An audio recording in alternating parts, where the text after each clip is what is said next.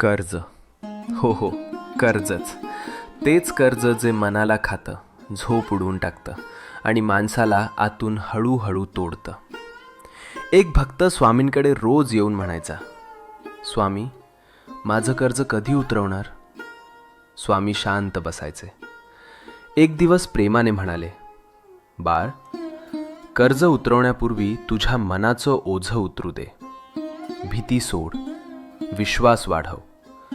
जिथं तू रोज छोटा प्रयत्न करशील तिथूनच तुझी सुटका सुरू होईल.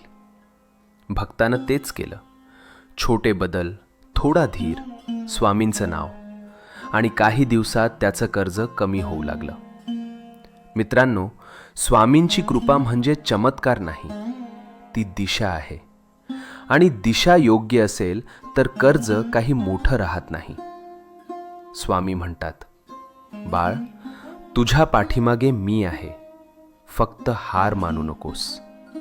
जर हा संदेश आज तुम्हाला पोचला असेल तर समजा स्वामी तुमच्यासाठीच बोलले आहेत.